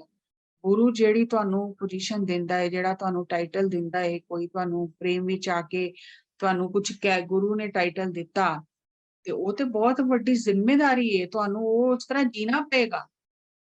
ਖਾਲੀ ਟਾਈਟਲ ਨਹੀਂ ਹੈ ਕਿ ਤੁਸੀਂ ਲਿਜਾ ਕੇ ਘਰ ਸਜਾ ਲਿਆ। ਉਹ ਤੇ ਤੁਹਾਨੂੰ ਇੰਨੀ ਵੱਡੀ ਜ਼ਿੰਮੇਵਾਰੀ ਦੇ ਗਏ, ਉਹ ਚਾਹੁੰਦੇ ਨੇ ਕਿ ਤੁਸੀਂ ਉਸ ਅਵਸਥਾ ਤੱਕ ਪਹੁੰਚੋ। ਤੇ ਅਸੀਂ ਗਲਤੀ ਕੀ ਕਰਨੇ ਆ, ਅਸੀਂ ਸਮਝਦੇ ਅਸੀਂ ਪਹੁੰਚ ਗਏ ਤੇ ਬਸ ਅਸੀਂ ਫਸ ਜਾਂਦੇ ਹਾਂ। ਫਿਰ ਅਸੀਂ ਧਿਆਨ ਦੇਣਾ ਛੱਡ ਦਿੰਦੇ ਹਾਂ ਕਿ ਅਸੀਂ ਤੇ ਪਹੁੰਚ ਹੀ ਗਏ, ਹੁਣ ਸਾਨੂੰ ਸਾਵਧਾਨੀ ਦੀ ਕੀ ਲੋੜ ਹੈ, ਔਰ ਇਹਦੇ 'ਚ ਅਸੀਂ ਫਸ ਜਾਂਦੇ ਹਾਂ। ਤੇ ਆਪਣੇ ਆਪ ਨੂੰ ਚੈੱਕ ਕਰਦੇ ਰਹਿਣਾ ਕਿ ਜਿੱਥੇ ਮੇਰੀ ਜ਼ਰੂਰਤ ਨਹੀਂ ਹੈ ਉੱਥੋਂ ਮੈਂ ਆਪਣੇ ਆਪ ਨੂੰ ਹਟਾ ਲਾਂ। ਨਾਟ ਸ਼ੇਅਰਿੰਗ ਰਿਸਪੌਂਸਿਬਿਲਿਟੀਜ਼ ਬਹੁਤ ਵੱਡਾ ਬਲੰਡਰ ਹੈ ਸਪਿਰਿਚੁਅਲੀ, ਕਿ ਮੈਂ ਕਰ ਲਾਂਗਾ, ਤੁਹਾਨੂੰ ਤੇ ਕਰਨਾ ਨਹੀਂ ਆਉਂਦਾ, ਮੈਂ ਹੀ ਕਰ ਲਾਂਗਾ, ਹਰ ਜ਼ਿੰਮੇਵਾਰੀ ਮੈਂ ਹੀ ਨਿਭਾ ਲਾਂਗਾ, ਮੇਰੇ ਤੋਂ ਬਿਨਾਂ ਤੇ ਇਹ ਪ੍ਰੋਗਰਾਮ ਚੱਲੇਗਾ ਹੀ ਨਹੀਂ, ਮੈਂ ਤੁਹਾਨੂੰ ਦੱਸਾਂਗਾ, ਮੈਂ ਕਰਾਂਗਾ, ਮੈਂ ਵਿੱਚ ਅਸੀਂ ਫਸ ਜਾਂਦੇ ਹਾਂ ਤੇ ਅਸੀਂ ਦੂਸਰੇ ਨੂੰ ਜ਼ਿੰਮੇਵਾਰੀਆਂ ਦਿੰਦੇ ਹੀ ਨਹੀਂ। ਅਸੀਂ ਸਾਰੀਆਂ ਜਿਹੜੀਆਂ ਮੇਨ ਜ਼ਿੰਮੇਵਾਰੀਆਂ ਨੂੰ ਆਪਣੇ ਕੋਲ ਰੱਖ ਲੈਣੇ, ਛੋਟੇ ਛੋਟੇ ਕੰਮ ਦੂਜਿਆਂ ਨੂੰ ਦੇ ਦੇਣੇ ਕਿ ਇਹ ਵੱਡਾ ਕੰਮ ਤੇ ਕਰ ਹੀ ਨਹੀਂ ਸਕਦਾ, ਉਹ ਤੇ ਮੈਂ ਹੀ ਕਰ ਸਕਣਾ। ਤੇ ਇਹਦੇ ਵਿੱਚ ਹੀ ਕਈ ਜਨਮ ਲਾਏ। ਮਤਲਬ ਮੈਂ ਆਪਣੀ ਕੁਰਸੀ ਨਹੀਂ ਛੱਡਣੀ, ਆਪਣੀ ਕੁਰਸੀ ਤੇ ਮੈਂ ਜੰਮ ਕੇ ਬੈਠੇ ਰਹਿਣਾ, ਬਾਕੀ ਸਾਰੇ ਕੰਮ ਕਰੋ, ਮੈਂ ਕੁਰਸੀ ਨਹੀਂ ਛੱਡਣੀ। ਤੇ ਅਗਰ ਮੈਂ ਕੁਰਸੀ ਨਹੀਂ ਛੱਡਣੀ ਤੇ ਕੁਰਸੀ ਤੇ ਚਲੀ ਜਾਣੀ ਕਿ ਅਧਿਆਤਮ ਵਿੱਚ ਕਹਿੰਦੇ ਨੇ ਕਿ ਅਗਰ ਤੁਸੀਂ ਆਪਣੇ ਜਿਹੜੇ ਵੀ ਸੰਤ ਹੁੰਦੇ ਨੇ ਨਾ, ਉਹ ਕਿਸੇ ਨੂੰ ਆਪਣੇ ਜਿਹਾ ਜ਼ਰੂਰ ਬਣਾਉਂਦੇ ਨੇ। ਤੇ ਜੇ ਤੁਸੀਂ ਦਿਓਗੇ ਹੀ ਨਹੀਂ, ਹੁਣ ਪਤਰੀ ਸਰ ਨੇ ਕਿੰਨਿਆਂ ਨੂੰ ਆਪਣੇ ਨਾਲ ਬਿਠਾਇਆ, ਉਪਾਧੀਆਂ ਦਿੱਤੀਆਂ, ਕਿੰਨਾ ਕੁਝ ਕੀਤਾ, ਕਿਉਂ? ਕਿਉਂਕਿ ਉਹ ਸਾਡੇ ਅੰਦਰ ਵਿਸ਼ਵਾਸ ਜਗਾਉਂਦੇ ਨੇ ਕਿ ਜੋ ਮੈਂ ਕੀਤਾ ਤੁਸੀਂ ਵੀ ਕਰ ਸਕਦੇ ਹੋ, ਮੁਸ਼ਕਿਲ ਨਹੀਂ ਹੈ, ਤੁਸੀਂ ਕਰ ਸਕਦੇ ਹੋ। ਤੇ ਜੇ ਉਹ ਸਾਡੇ ਤੇ ਵਿਸ਼ਵਾਸ ਨਾ ਕਰਨ, ਸਾਨੂੰ ਰਿਸਪੌਂਸਿਬਿਲਿਟੀ ਨਿਭਾਉਣ ਲਈ ਦੇਣ ਹੀ ਨਾ, ਤੇ ਫਿਰ ਤੇ ਅਸੀਂ ਕੁਝ ਵੀ ਨਹੀਂ ਕਰ ਸਕਦੇ, ਫਿਰ ਤੇ ਅਸੀਂ ਕਮਜ਼ੋਰ ਹੀ ਰਹਿ ਗਏ। ਤੇ ਜੇ ਅਸੀਂ ਕਿਸੇ ਨੂੰ ਰਿਸਪੌਂਸਿਬਿਲਿਟੀ ਸ਼ੇਅਰ ਨਹੀਂ ਕਰ ਰਹੇ ਕਿਸੇ ਨਾਲ, ਤੇ ਫਿਰ ਅਸੀਂ ਵੀ ਕਮਜ਼ੋਰ ਰਹਿ ਜਾਵਾਂਗੇ ਤੇ ਅਸੀਂ ਕਿਸੇ ਨੂੰ ਵਧਣ ਵੀ ਨਹੀਂ ਦੇਵਾਂਗੇ। ਔਰ ਇਹਦੇ ਵਿੱਚ ਕਈ ਜਨਮ ਲੈਸਨ ਸਿੱਖਣ ਚ ਲੱਗ ਜਾਣਗੇ। Dominating, not happy for others growth. ਅਗਰ ਮੇਰੇ ਤੋਂ ਕੋਈ ਅੱਗੇ ਵੱਧ ਗਿਆ ਤੇ ਮੈਨੂੰ ਪਰੇਸ਼ਾਨੀ, ਉਹ ਅੱਗੇ ਕਿਸ ਤਰ੍ਹਾਂ ਵੱਧ ਗਿਆ, ਉਹ ਤੇ ਅਜੇ ਥੋੜੇ ਦਿਨ ਹੋਏ ਆਇਆ ਤੇ ਉਹਨੂੰ ਇੰਨਾ ਅੱਗੇ ਵੱਧ ਗਿਆ, ਤੇ ਮੈਂ ਤੇ ਰਹਿ ਗਈ, ਮੈਂ ਤੇ ਇੰਨੇ ਸਾਲਾਂ ਤੋਂ ਕਰ ਰਹੀ ਹਾਂ। ਤੇ ਉਹ ਫਿਰ ਅਸੀਂ ਇੱਥੇ ਫਸ ਜਾਂਦੇ ਆ ਕਿ ਅਸੀਂ ਦੂਜਿਆਂ ਨੂੰ ਅੱਗੇ ਵਧਦੇ ਦੇਖ ਕੇ ਕੁਝ ਨਹੀਂ ਹੁੰਦੇ। ਉੱਤੋਂ ਅਸੀਂ ਖੁਸ਼ੀ ਦਿਖਾਵਾਂਗੇ ਲੇਕਿਨ ਅੰਦਰੋਂ ਅਸੀਂ ਕੁਝ ਨਹੀਂ ਹੁੰਦੇ। ਸਾਨੂੰ ਲੱਗਦਾ ਮੈਂ ਇੰਨੇ ਸਾਲਾਂ ਤੋਂ ਲੱਗਾ, ਮੇਰੇ ਤੋਂ ਅੱਗੇ ਕਿਸ ਤਰ੍ਹਾਂ ਵੱਧ ਗਿਆ। ਤੇ ਫਿਰ ਕੀ ਗੱਲ ਆ ਗਈ, ਜਿਨ ਮਨ ਹੋਰ ਮੁਖ ਹੋਰ ਤੇ ਕਾਂਡੇ ਕੱਚਿਆ। ਮਨ ਵਿੱਚ ਕੁਝ ਹੋਰ ਏ, ਮੁਖ ਵਿੱਚ ਕੁਝ ਹੋਰ ਏ, ਤੇ ਫਿਰ ਅਸੀਂ ਅਧਿਆਤਮ ਦੇ ਰਸਤੇ 'ਚ ਫਸਾਂਗੇ ਹੀ ਫਸਾਂਗੇ। ਪਰੀਖਿਆ ਆਣਗੀਆਂ, ਜਦ ਤੱਕ ਅਸੀਂ ਪਰੀਖਿਆ ਪਾਸ ਨਹੀਂ ਕਰਾਂਗੇ ਤਦ ਤੱਕ ਸਾਨੂੰ ਕਈ ਜਨਮ ਇਹਨਾਂ ਚੀਜ਼ਾਂ 'ਚ ਲੱਗ ਜਾਣਗੇ। ਇਹ 5 ਚੀਜ਼ਾਂ ਤੋਂ ਕਿਸੇ ਵੀ ਮਾਸਟਰ ਨੂੰ ਕ੍ਰਾਸ ਕਰਕੇ ਅੱਗੇ ਜਾਣਾ ਬਹੁਤ ਜਨਮ ਲੱਗ ਜਾਂਦੇ, ਬਹੁਤ ਔਖਾ ਹੈ, ਸੌਖਾ ਨਹੀਂ ਹੈ। ਸਾਨੂੰ ਐਕਸਪੈਕਟੇਸ਼ਨਸ ਤੋਂ एक्सेप्टेंस ਵਿੱਚ जाना है कि किसी तो कोई उम्मीद नहीं है, जो मैं अच्छा कर सकना मैं वो करा। और एम्ब्रेस योर शैडो सेल्फ। कोई भी पूर्ण नहीं है, हर एक ਦੇ ਅੰਦਰ ਅਪੂਰਨਤਾ ਹੈ, ਕਮੀਆਂ ਨੇ, ਗਲਤੀਆਂ ਨੇ। ਉਹਨਾਂ ਗਲਤੀਆਂ ਨੂੰ ਸੁਧਾਰਨ ਲਈ ਅਸੀਂ ਧਰਤੀ ਤੇ ਆਏ ਹਾਂ। ਤੇ ਅਸੀਂ ਆਪਣੇ ਆਪ ਨੂੰ ਬੰਨਣਾ ਨਹੀਂ ਹੈ, ਕਿਸੇ ਨਾਲ ਨਹੀਂ ਬੰਨਣਾ, ਕਿਸੇ ਚੀਜ਼ ਨਾਲ ਨਹੀਂ ਬੰਨਣਾ, ਕਿਸੇ ਬੰਦੇ ਨਾਲ ਨਹੀਂ ਬੰਨਣਾ। ਅਗਰ ਅੱਜ ਪਤਰੀ ਜੀ ਨੇ ਸਾਨੂੰ ਆਪਣੇ ਨਾਲ ਬੰਧਿਆ ਹੁੰਦਾ ਤੇ ਅੱਜ ਅਸੀਂ ਕਲਾਸਿਸ ਲੈ ਰਹੇ ਹੁੰਦੇ, ਬੈਠ ਕੇ ਰੋ ਰਹੇ ਹੁੰਦੇ ਕਿ ਸਾਡੇ ਗੁਰੂ ਸਾਨੂੰ ਛੱਡ ਕੇ ਚਲੇ ਗਏ, ਕਿਉਂਕਿ ਉਹਨਾਂ ਨੇ ਸਾਨੂੰ ਆਪਣੇ ਨਾਲ ਬੰਨਿਆ ਹੀ ਨਹੀਂ। ਉਹ ਆਪ ਵੀ ਮੁਕਤ ਰਹੇ ਤੇ ਸਾਨੂੰ ਵੀ ਮੁਕਤ ਕਰ ਗਏ। ਤੇ ਜੇ ਐਸਾ ਨਾ ਹੁੰਦਾ ਤੇ ਅਸੀਂ ਤੇ ਬੈਠ ਕੇ ਰੋਂਦੇ ਰਹਿੰਦੇ ਜੀ। ਲੇਕਿਨ ਕਿਸੇ ਨਾਲ ਉਹਨਾਂ ਨੇ ਜਦ ਸਾਨੂੰ ਆਪਣੇ ਨਾਲ ਨਹੀਂ ਬੰਨਿਆ ਤੇ ਅਸੀਂ ਆਪਣੇ ਆਪ ਨੂੰ ਕਿਸੇ ਮਾਸਟਰ ਨਾਲ ਕਿਵੇਂ ਬੰਨ ਸਕਦੇ ਹਾਂ? ਅਗਰ ਅਸੀਂ ਬੰਨ ਰਹੇ ਹਾਂ ਤੇ ਗਲਤ ਅਸੀਂ ਜਾ ਰਹੇ ਹਾਂ, ਔਰ ਜਿਹਦੇ ਨਾਲ ਬੰਨ ਰਹੇ ਹਾਂ ਉਹਦੇ ਰਸਤੇ 'ਚ ਰੁਕਾਵਟ ਪੈਦਾ ਕਰ ਰਹੇ ਹਾਂ। ਹਰ ਦਿਨ ਖੁਦ ਨੂੰ ਚੈੱਕ ਕਰੋ ਕਿ ਮੈਂ ਕਿਸੇ ਦੂਜੇ ਦੀ એનર્ਜੀ 'ਚ ਤੇ ਨਹੀਂ ਚਲਾ ਗਿਆ। ਇੰਟੀਗ੍ਰੇਟ ਯੋਰਸੈਲਫ, ਆਪਣੀਆਂ ਕਮੀਆਂ ਨੂੰ ਸਵੀਕਾਰ ਕਰੋ ਔਰ ਉਹਨਾਂ ਨੂੰ ਸੁਧਾਰਨ ਦੀ ਕੋਸ਼ਿਸ਼ ਕਰੋ। ਮੈਂ ਹਰ ਸਮੇਂ ਕੈਮਰੇ ਦੇ ਸਾਹਮਣੇ ਮੈਂ ਜੋ ਦਿਖ ਰਹੀ ਹਾਂ, ਮੈਂ ਕੈਮਰੇ ਦੇ ਸਾਹਮਣੇ ਜੋ ਦਿਖ ਰਹੀ ਹਾਂ ਵੈਸੀ ਨਹੀਂ ਹਾਂ। ਮੈਂ, ਮੇਰੇ ਬਹੁਤ ਸਾਰੇ ਲੈਸਨ ਨੇ, ਮੇਰੇ ਬਹੁਤ ਸਾਰੀਆਂ ਗਲਤੀਆਂ ਨੇ। ਆਪਣੇ ਆਪ ਨੂੰ ਇੰਟੀਗ੍ਰੇਟ ਕਰੋ ਕਿ ਦੋ ਚਿਹਰੇ ਨਹੀਂ ਰੱਖਣੇ ਕਿ ਇਹ ਸਾਹਮਣੇ ਤੇ ਮੈਂ ਹੋਰ ਹਾਂ, ਪਿੱਛੇ ਮੈਂ ਹੋਰ ਹਾਂ। ਜਿੰਨਾ ਵੀ ਸਾਡੇ ਅੰਦਰ ਹੈ ਗੈਪ ਹੈ, ਮਨ ਵਿੱਚ ਕੁਝ ਹੋ ਰਿਹਾ, ਮੁਖ ਵਿੱਚ ਕੁਝ ਹੋ ਰਿਹਾ, ਜਿੰਨਾ ਵੀ ਇਹ ਸਾਡਾ ਗੈਪ ਹੈ, ਇਹਨੂੰ ਅਸੀਂ ਇੱਕ ਕਰਨਾ, ਆਪਣੀਆਂ ਕਮੀਆਂ ਨੂੰ ਦੂਰ ਕਰਨਾ, ਆਪਣੇ ਆਪ ਨੂੰ ਅਖੰਡ ਕਰਨਾ। ਖੰਡ ਅਗਰ ਅਸੀਂ ਹੋਏ ਆ ਤੇ ਤਾਂ ਹੀ ਤੇ ਸਾਡਾ ਮਨ ਨਹੀਂ ਲੱਗਦਾ। ਤੇ ਜੇ ਅਸੀਂ ਇੱਕ ਹੋ ਗਏ ਅੰਦਰੋਂ ਬਾਹਰੋਂ ਤੇ ਫਿਰ ਮਨ ਨੂੰ ਲਗਾਉਣ ਦੀ ਲੋੜ ਹੀ ਨਹੀਂ, ਮਨ ਤੇ ਲੱਗਾ ਹੀ ਹੋਇਆ। ਅਸੀਂ ਆਪਣੇ ਆਪ ਨੂੰ ਇੰਟੀਗ੍ਰੇਟ ਕਰਨਾ, ਅਖੰਡਿਤ ਕਰਨਾ, ਖੰਡ ਨਹੀਂ ਕਰਨਾ। ਇਹਦੇ ਸਾਹਮਣੇ ਮੇਰਾ ਚਿਹਰਾ ਹੋਰ, ਇਹਦੇ ਸਾਹਮਣੇ ਹੋਰ, ਉਹਦੇ ਸਾਹਮਣੇ ਹੋਰ, ਤੇ ਫਿਰ ਤੇ ਮੇਰਾ ਮਨ ਲੱਗੇਗਾ ਹੀ ਨਹੀਂ ਧਿਆਨ ਵਿੱਚ। You are not obliging anybody। अगर मैं आज सेशन ले रही हूँ तो मैं किसी पे एहसान नहीं कर रही, क्योंकि ਇਹ ਜੋ ਮੈਂ ਸ਼ੇਅਰ ਕਰ ਰਹੀ ਹਾਂ, ਜੋ ਮੈਨੂੰ ਇਨਸਾਈਟਸ ਆਈਆਂ ਨੇ, ਇਹਦੇ ਵਿੱਚ ਮੇਰੀ ਵਿਕਾਸ ਹੋ ਰਿਹਾ ਹੈ, ਮੇਰੀ ਆਤਮਾ ਅੱਗੇ ਵਧ ਰਹੀ ਹੈ। ਮੈਂ ਕਿਸੇ ਤੇ एहसान ਨਹੀਂ ਕਰ ਰਹੀ। ਲੇਕਿਨ ਇਹ ਬਾਰ-ਬਾਰ ਕਹਿਣ ਦੀ ਗੱਲ ਨਹੀਂ, ਆਪਣੇ ਮੈਂ ਮਨ ਵਿੱਚ ਰੱਖਣਾ ਹੈ ਕਿ ਤੁਸੀਂ ਮੈਨੂੰ ਮੌਕਾ ਦੇ ਰਹੇ ਹੋ ਕਿ ਜੋ ਇਨਸਾਈਟਸ ਮੈਨੂੰ ਆਈਆਂ ਮੈਂ ਅੱਜ ਤੁਹਾਡੇ ਨਾਲ ਸ਼ੇਅਰ ਕੀਤੀਆਂ। ਮੈਂ ਖਾਲੀ ਹੋ ਗਈ, ਜੋ ਮੈਨੂੰ ਸਮਝ ਆਇਆ ਮੈਂ ਸ਼ੇਅਰ ਕਰਤਾ। ਹੁਣ ਪਰਮਾਤਮਾ ਮੈਨੂੰ ਹੋਰ ਦੇਗਾ ਤੇ ਵਧਿਆ ਕੌਣ? ਨਹੀਂ ਵਧੀ ਅੱਗੇ। ਤੇ ਮੈਂ ਕੋਈ ਕਿਸੇ ਤੇ एहसान ਨਹੀਂ ਕਰ ਰਹੀ। ਔਰ ਜਿਸ ਵੇਲੇ ਅਸੀਂ ਇਹ ਸਮਝਦੇ ਹਾਂ ਨਾ ਕਿ ਅਸੀਂ ਸ਼ੇਅਰ ਕਰਕੇ ਕਿਸੇ ਤੇ एहसान ਕਰ ਰਹੇ ਹਾਂ, ਤੇ ਇਹ ਵੀ ਸਾਡੀ ਬਹੁਤ ਵੱਡੀ ਭੂਲ ਹੈ, ਗਲਤੀ ਹੈ। ਫਿਰ ਸਾਡੇ ਅੰਦਰ ਮੈਂ ਬੰਦੀ ਜਾਏਗੀ ਕਿ ਮੈਂ ਸ਼ੇਅਰ ਕਰ ਰਿਹਾ, ਮੈਂ ਨਹੀਂ ਕਰ ਰਹੀ, ਮੇਰੇ ਕੋਲੋਂ ਕਰਾਇਆ ਜਾ ਰਿਹਾ, ਮੈਨੂੰ ਗਿਆਨ ਦਿੱਤਾ ਜਾ ਰਿਹਾ ਤਾਂ ਕਿ ਮੈਂ ਉਹਨੂੰ ਵੰਡ ਸਕਾਂ। ਮੇਰੇ ਕੋਲ ਕੁਝ ਹੋਏਗਾ ਤੇ ਮੈਂ ਵੰਡਾਂਗੀ ਨਾ, ਮੇਰੇ ਕੋਲ ਕੁਝ ਹੈ ਨਹੀਂ ਤੇ ਮੈਂ ਵੰਡਾਂਗੀ ਕੀ? ਤੇ ਸੱਚੇ ਸੰਤ ਦੀ ਇਹ ਕੁਆਲਿਟੀ ਹੈ ਕਿ ਉਹ ਹਮੇਸ਼ਾ ਸੰਤੁਸ਼ਟ ਰਹਿੰਦਾ। मान मिले, अपमान मिले, दुख मिले, सुख मिले, वो हर हाल विच संतुष्ट है। ਉਹਨੂੰ ਕਿਸੇ ਤੋਂ ਕੋਈ ਲੈਣਾ ਦੇਣਾ ਨਹੀਂ ਹੈ। ਉਹ ਜੋ ਭਲਾ ਕਰ ਸਕਦਾ ਉਹਨੇ ਉਹ ਕਰਨਾ। ਗਿਵਿੰਗ ਇਜ਼ ਹਿਜ਼ ਨੇਚਰ, ਦੇਣਾ ਉਹਦਾ ਸੁਭਾਅ ਹੈ। ਜਿਸ ਤਰ੍ਹਾਂ ਤੁਸੀਂ ਕਹਾਣੀ ਸੁਣੀ ਹੈ ਕਿ ਸੰਤ ਨੇ ਬਿੱਟੂ ਕੱਢਿਆ, ਨਦੀ 'ਚ ਵਹਿੰਦਾ ਜਾ ਰਿਹਾ ਸੀ ਤੇ ਉਹਨੇ ਬਾਰ-ਬਾਰ ਡੰਗ ਮਾਰਿਆ, ਤੇ ਕਿਸੇ ਨੇ ਉਹਨੂੰ ਕਿਹਾ ਕਿ ਬਾਰ-ਬਾਰ ਡੰਗ ਮਾਰਿਆ, ਤੁਸੀਂ ਛੱਡਦੇ ਕਿਉਂ ਨਹੀਂ ਇਹਨੂੰ? ਤੇ ਉਹਨੇ ਕਿਹਾ ਜੇ ਉਹ ਆਪਣਾ ਸੁਭਾਅ ਨਹੀਂ ਛੱਡਦਾ ਤੇ ਮੈਂ ਕਿਉਂ ਛੱਡਾਂ ਆਪਣਾ ਸੁਭਾਅ, ਮੇਰਾ ਕੰਮ ਹੈ ਬਚਾਣਾ। ਤੇ ਉਹ ਦੇਣਾ ਉਹਨਾਂ ਦਾ ਸੁਭਾਅ ਹੁੰਦਾ ਹੈ। ਉਹ ਸ਼ਕਲ ਵੇਖ ਕੇ ਨਹੀਂ ਦਿੰਦੇ ਕਿ ਇਹਨੇ ਜ਼ਿਆਦਾ ਪੈਸੇ ਦਿੱਤੇ, ਜ਼ਿਆਦਾ ਦਾਨ ਦਿੱਤਾ, ਤੈਨੂੰ ਤੇ ਨੇੜੇ ਲਿਆਓ ਮੇਰੇ, ਤੈਨੂੰ ਤੇ ਬਾਹਰ, ਇਹਨੇ ਜ਼ਿਆਦਾ ਦਿੱਤਾ ਨਹੀਂ, ਇਹਦੇ ਕੋਲ ਕੁਛ ਹੈ ਨਹੀਂ, ਤੈਨੂੰ ਬਾਹਰ ਹੀ ਰੱਖੋ। ਨਹੀਂ, ਦੇਣਾ ਉਹਨਾਂ ਦਾ ਪ੍ਰਾਕਿਰਤਿਕ ਸੁਭਾਅ ਹੈ। ਜਿਸ ਤਰ੍ਹਾਂ ਦੀਏ ਦਾ ਸੁਭਾਅ ਹੈ ਪ੍ਰਕਾਸ਼ ਦੇਣਾ। ਅੱਜ ਦੀਵਾਲੀ ਹੈ ਤੇ ਬਾਹਰ ਦੇ ਦੀਵੇ ਜਿੱਥੇ ਜਗਾਈਏ, ਅਸੀਂ ਆਪਣੇ ਅੰਦਰ ਦਾ ਦੀਵਾ ਵੀ ਜਗਾਈਏ, ਕਿਉਂਕਿ ਬਾਹਰ ਦਾ ਦੀਵਾ ਤੇ ਬੁੱਝ ਜਾਏਗਾ, ਅੰਦਰ ਦਾ ਦੀਵਾ ਬੁੱਝੇਗਾ ਨਹੀਂ। ਜੇ ਅਸੀਂ ਅੱਜ ਇਹੀ ਸਬਕ ਸਿੱਖ ਲਈਏ ਕਿ ਮਨ ਮੇਰਾ ਔਰ ਮੁਖ ਮੇਰਾ ਇੱਕ ਹੋਣਾ ਚਾਹੀਦਾ, ਮੇਰੇ ਚਿਹਰੇ ਅਲੱਗ-ਅਲੱਗ ਨਹੀਂ ਹੋਣੇ ਚਾਹੀਦੇ, ਮੇਰਾ ਚਿਹਰਾ ਇੱਕ ਹੀ ਹੋਣਾ ਚਾਹੀਦਾ, ਜਿਹਨੂੰ ਮੈਂ ਖੁਦ ਪ੍ਰਕਾਸ਼ ਵਿੱਚ ਦੇਖ ਸਕਾਂ, ਆਪਣੀ ਸੁੰਦਰਤਾ ਮੈਂ ਆਪ ਦੇਖ ਸਕਾਂ। ਘਰ ਸਾਫ਼ ਕਰਨਾ, ਇਹ ਸਭ ਕਰਨਾ, ਦੀਏ ਜਗਾਣਾ ਅੱਛੀ ਗੱਲ ਹੈ, ਜਗਾਣੇ ਚਾਹੀਦੇ ਨੇ, ਲੇਕਿਨ ਮੇਰੇ ਅੰਦਰ ਦਾ ਘਰ ਵੀ ਸਾਫ਼ ਹੋਏ, ਮੇਰੇ ਅੰਦਰ ਦਾ ਦੀਆ ਵੀ ਜਲੇ, ਤੇ ਮੇਰਾ ਜੀਵਨ ਪ੍ਰਕਾਸ਼ਿਤ ਹੋਏ, ਤੇ ਜਿਹੜੇ ਮੇਰੇ ਨਾਲ ਲੱਗਣ ਉਹਨਾਂ ਦੇ ਵੀ ਜੀਵਨ 'ਚ ਪ੍ਰਕਾਸ਼ ਹੋਏ, ਤਾਂ ਸਹੀ ਦੀਵਾਲੀ ਹੈ ਹੀ ਹੈ। ਬਹੁਤ ਦੀਵਾਲੀਆਂ ਅਸੀਂ ਮਨਾ ਲਈਆਂ, ਲੇਕਿਨ ਅਸੀਂ ਅੰਦਰ ਦੀ ਦੀਵਾਲੀ ਵੀ ਮਨਾਈਏ, ਅੰਦਰ ਦਾ ਦੀਵਾ ਵੀ ਜਗਾਈਏ। ਸਾਰਿਆਂ ਨੂੰ ਦੀਵਾਲੀ ਦੀ ਬਹੁਤ ਬਹੁਤ ਵਧਾਈ। ਸੋ ਬੰਦੀ ਛੋੜ ਦਿਵਸ ਦੀ, ਦੀਵਾਲੀ ਦੀ ਬਹੁਤ ਬਹੁਤ ਵਧਾਈ। ਅੱਜ ਅਮਾਵਸਿਆ, ਰਾਤੀ ਪਤਰੀ ਮੈਡਮ ਦਾ ਸੈਸ਼ਨ ਆਏਗਾ, ਕੁਐਸਚਨ ਆਂਸਰ ਸੈਸ਼ਨ, ਔਰ ਅਮਾਵਸਿਆ ਧਿਆਨ ਤੇ ਜ਼ਰੂਰ ਕਰੋ, ਕਿਉਂਕਿ ਕੱਲ ਵੀ ਮੈਂ ਦੱਸਿਆ ਕਿ ਪੂਰੇ ਸਾਲ ਵਿੱਚ ਇਹ ਦਿਨ ਅਮਾਵਸਿਆ ਦਾ ਐਸਾ ਹੈ, ਜਿੰਨੇ ਵੀ ਸੰਤ ਭਗਤ ਹੁੰਦੇ ਨੇ ਨਾ, ਜਿਹੜੇ ਸਾਧਨਾ ਕਰਨ ਵਾਲੇ, ਉਹ ਇਕਾਂਤ ਵਿੱਚ ਬੈਠ ਕੇ ਪੂਰੀ ਰਾਤ ਇਸ ਦਿਨ ਸਾਧਨਾ ਕਰਦੇ ਨੇ, ਔਰ ਉਹਦਾ ਫਲ ਪੂਰਾ ਸਾਲ ਉਹ ਖਾਂਦੇ ਨੇ, ਉਹ ਕਮਾਈ ਜਿਹੜੀ ਉਹਨਾਂ ਨੇ ਦੀਵਾਲੀ ਤੇ ਕੀਤੀ ਹੈ।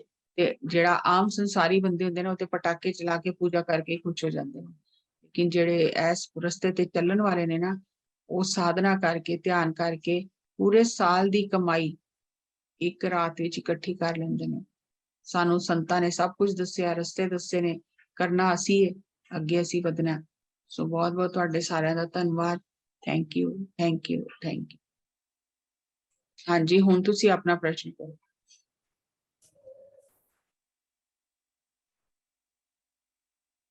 मैम क्वेश्चन यही सी कि कैसे डिफरेंस पता चलेगा कि पास्ट लाइफ कर्मा क्या था और अभी प्रेजेंट का कर्मा क्या है? मतलब अभी जो हम लोग कर रहे हैं वो पास्ट लाइफ का कर्मा का रिजल्ट है या अभी प्रेजेंट का कर्मा हम लोग फेस कर रहे हैं? आपने पढ़ाई की है, कितनी हाँ पढ़ाई? जी मैम, ग्रेजुएट हूँ। ग्रेजुएट, वो तो हो गई ना ग्रेजुएशन, लेकिन उस ग्रेजुएशन की वजह से आप कैसा जीवन जी रहे हो, वो ज्ञान आप इस्तेमाल कर रहे हो ना। एक अनपढ़ की तरह तो नहीं जी रहे ना आप, क्योंकि आप पढ़े लिखे हो, आप उस हिसाब से जीवन जी रहे हो। तो पास्ट ने आपका प्रेजेंट बनाया, पास्ट ने आपका प्रेजेंट बनाया ना। पास्ट में आपने मेहनत की थी, आज प्रेजेंट में आपके जो चुनाव है, जो निर्णय लेने की क्षमता है, वो अनपढ़ व्यक्ति से तो अच्छी होगी, क्योंकि उसने पास्ट में मेहनत नहीं की, पढ़ाई नहीं की। आपने की और आपका चुनाव अलग हो गया, और आज जो आप करोगे उसका प्रभाव किस पर पड़ेगा? प्रेजेंट, फ्यूचर पर। आज आप जो करोगे उसका प्रभाव फ्यूचर पर पड़ेगा। कहने के लिए पास्ट प्रेजेंट फ्यूचर अलग अलग है, लेकिन अध्यात्म में ये तीनों एक साथ चलते हैं। आज मैं इस क्षण में मैं जो भी हूं, मैं अपने पूरे पूर्व जन्मों का और इस जन्म का परिणाम हूं। आज मैं जो आपसे बातें कर रही हूँ, ये बातें ऐसी नहीं है कि आज मैंने कहीं पढ़ा, ये सीखा और वहां से पढ़ा, यहाँ से सुना और मैंने बता दिया। ये मेरे सारे पूर्व जन्मों का और इस जन्म का जो भी मैंने किया, उसका परिणाम मेरा आज का वर्तमान है। मेरे आज के वर्तमान ने, मेरे पास्ट ने ये वर्तमान मेरा बनाया है। आज मैं जो करूंगी वो मेरा भविष्य बनाएगा। तो पास्ट तो है ही हमारे साथ, लेकिन आज वर्तमान में हम क्या करते हैं वो हमारा भविष्य बनाएगा। अब एक एग्जाम्पल से समझते हैं। जैसे मान लो कि मेरी किसी के साथ में बहुत गड़बड़ है, और वो व्यक्ति ऐसा है जिससे मैं अलग भी नहीं हो सकती, मेरे घर में ही है, दिन रात कुछ ना कुछ चलता रहता है, मैं बहुत परेशान हूँ। तो ये मेरा पास से आ रहा है, क्योंकि वो व्यक्ति सबके साथ ठीक है, मेरे साथ ठीक नहीं, हम्म। तो वो पास से आ रहा है। और मैं दुखी हो रही हूँ, क्योंकि जो मैंने उसको दिया वो मुझे वापस दे रहा है, तो बैलेंस हो रहा है, एनर्जी बैलेंस हो रहा है। लेकिन आज अगर मुझे आध्यात्मिक विषय पता नहीं है, कर्म सिद्धांत पता नहीं है, तो मैं क्या करूंगी, आज मैं जा जाके उसकी बुराइयां करूंगी, उसके बारे में और बुरा सोचूंगी, और बुरी बातें करूंगी, लोगों को जाके बताऊंगी, उसका नुकसान करने की कोशिश करूंगी। तो अब आज का चुनाव मेरा फिर फ्यूचर खराब कर रहा है। लेकिन आज जब मेरे को ये सब कर्म सिद्धांत, ये सब चीजें समझ में आ गई कि भैया जो किया वो मिल रहा है, शांति से स्वीकार करके उस आत्मा से क्षमा मांगो कि मैंने उसको बहुत कष्ट दिया है, दिया होगा नहीं, दिया है, तो वो मुझे मौका दे रहा है अपनी एनर्जी बैलेंस करने का। लेकिन मैं आगे के लिए कोई उसके बारे में गलत बात नहीं करूंगी, किसी को उसके बारे में गलत बोलूंगी नहीं, जो है मैं उसे स्वीकार करती हूँ, तो मेरा फ्यूचर अच्छा हो जाएगा। पास्ट का तो मैं भोग ही रही हूँ, लेकिन मेरा फ्यूचर अच्छा हो, मुझे उसके लिए आज चुनाव करना है। जैसा मेरा चुनाव होगा वैसा मेरा फ्यूचर होगा। अगर मेरे को इसे इसी जन्म में खत्म करना है, तो मुझे उसे स्वीकार करके उसके बारे में कोई भी नकारात्मक बातें नहीं करनी है, ना सोचनी है, उसे प्यार करना है, लव वाइब्रेशन देनी है कि मैं अच्छा क्या कर सकती हूँ। ठीक है, उसने मेरे साथ जो भी किया, मैं अच्छा क्या कर सकती हूँ। लेकिन हम क्या करते हैं, हम बदले लेने लग जाते हैं, और हम अपना फ्यूचर भी खराब कर लेते हैं, तो बंधे ही रह जाते हैं इस पास्ट, प्रेजेंट और फ्यूचर के चक्कर में। लेकिन सर ने ये बताया कि जो हो गया उसको तो बदल ही नहीं सकते ना। अब तो हम आमने सामने आ गए, अब तो युद्ध के मैदान में आमने सामने आ गए, तो ये अंदर का मैदान है, ये जन्मों जन्मों से चला आ रहा है। तो इसमें आप सरेंडर कर दो भी, मैंने जो किया मुझे माफ करो, आगे से मुझे इस दोबारा इस बंधन में नहीं बंधना, तो आपका फ्यूचर अच्छा हो जाएगा। और अगर हमें आध्यात्मिक समझ नहीं है, आप घरों में देखो हम क्या करते हैं, जहां दो लोग बैठेंगे उसकी बुराइयां करेंगे, आज ये हो गया, आज वो हो गया, आज वो हो गया। तो नई स्क्रिप्ट लिख रहे हैं आप, एक स्क्रिप्ट हम ऊपर से लिख कर लाए हैं कि इसके साथ मैं अपने कर्मों का बैलेंस करूंगी, और वो भी एग्री किया कि ठीक है मैं आपके सामने खड़ा रहूंगा। हम दोनों अपनी उसका भी एग्रीमेंट है हमारे साथ, हमारा ही नहीं है, दोनों मिलकर आमने सामने इसीलिए आए हैं क्योंकि दोनों का एग्रीमेंट किया है कि हम दोनों अपनी एनर्जी को बैलेंस करेंगे, और मैं जो तुमने मुझे एनर्जी दी है मैं इस बार तुम्हें वो वापस करूंगा। ये एग्रीमेंट करके आए हैं। लेकिन यहाँ आकर भूल गए, यहाँ आके ऊपर की स्क्रिप्ट पर हमने रोल प्ले करना था, वो रोल प्ले तो हम कर रहे हैं, लेकिन हमने यहाँ आके एक नई स्क्रिप्ट लिखनी शुरू कर दी उसकी बुराइयां कर करके। अब ये स्क्रिप्ट हमारे साथ फिर वापस ऊपर जाएगी, फिर हम सिर पकड़ लेंगे वहां जाके, कह रहे पहले ही खत्म करने गए थे, नहीं लिख के ले आए, तो फिर अब नए रोल में आ जाओ। तो इसलिए पीछे का प्रभाव हमारे वर्तमान पर है। आज हम क्या करते हैं ये कहीं नहीं लिखा कि आप आज चुनाव सही नहीं कर सकते, पीछे जो हो गया, लेकिन आज आप अगर सही जीवन जीते हो, आध्यात्मिक विज्ञान के हिसाब से, आध्यात्मिक समझ के हिसाब से, तो आप अपना भविष्य सुधार लोगे, तो फिर आगे जाके आप बंधन में नहीं आओ। लेकिन अगर हमें इस चीज की समझ ना हो, तो हम फिर बार बार उसी बंधन में बंधे चले जाते हैं। जैसे पत्री सर ने बताया, कल ही मैं सुन रही थी कि अगर इस जन्म में सास बहू को तंग कर रही है, अगले जन्म में उल्टा हो जाएगा, बहू सास बन जाएगी, सास बहू बन जाएगी। फिर नहीं समझ आया तो और नजदीक आ जाएंगे, बेटी बन जाएगी। अब बहू को तो जो कुछ भी आप बाहर कर सकते हो, अलग कर सकते हो, बेटी को कहाँ से अलग करोगे, वो और करीब आ जाएगी, क्योंकि हम सबक नहीं सीख रहे। अगर बेटी का सबक नहीं सीखा, बेटी से प्यार नहीं किया, आप देखो लोगों की बेटियों के साथ भी कितना झगड़ा रहता है। तो बेटी करके सबक नहीं सीखा, और क्लोज हो जाओगे, पति पत्नी बन जाओ। तो जितनी जल्दी सबक सीख लें उतना अच्छा है। अगर नहीं सीखेंगे तो वो रिश्ते बदलते रहेंगे, वो और पास आते जाएंगे, और फिर हमें कष्ट हो। लेकिन जब तक हम सबक नहीं सीखेंगे, तब तक हमें बंधन में बंधे ही रहेंगे। सबक सीखने का सबसे बेस्ट जो चीज मुझे समझ में आई अपने एक्सपीरियंस से, कि जो भी आज हो रहा है वो तो पास्ट है, उसको बदल नहीं सकते। आज मुझे अच्छा क्या करना है, मैं इस व्यक्ति की क्या मदद कर सकती हूँ, उसके लिए क्या अच्छा, बदले की भावना, ईर्ष्या, द्वेष निकाल के अपनी गलती को स्वीकार कर, मैं अच्छा क्या कर सकता हूँ। तो आप आज अच्छा चुनाव करते जाओगे, आप आगे के लिए उस जो रिश्ता है उसके बंधन से मुक्त हो जाओगे। Thank you ma'am, thank you very much. Thank you ji. और कोई? हाँ जी, सिमरन कौर जी। ਸਤਿ ਸ਼੍ਰੀ ਅਕਾਲ ਮੈਮ, ਸਾਰਿਆਂ ਨੂੰ ਸਤਿ ਸ਼੍ਰੀ ਅਕਾਲ। ਮੈਮ ਜਿਵੇਂ ਸੁਣੀ ਰਿਹਾ ਹੈ ਕਿ ਕਰਮ जो ऑन करो। ਜੀ